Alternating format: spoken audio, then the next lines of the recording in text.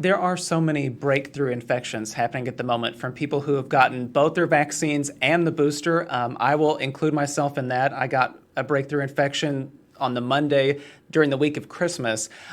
One thing that a lot of people have mentioned to me is that it seems like I am bionic now because I've had the antibodies from that particular infection plus the protection of the vaccines and the booster. To people out there with that particular perception, what should those of us who have had that breakthrough infection, recovered, and have also gotten the shots, all the ones necessary, what is your advice to us if we were in that same situation? Yes. And you're absolutely right. We're seeing a lot of breakthrough cases because our immunity from the vaccines is partial to this new variant. It is helping us not be so sick, but it is not completely preventing disease.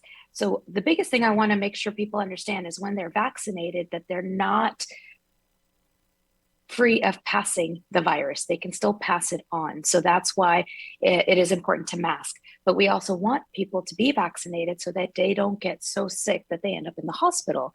And the only way to do that is the vaccination, sorry.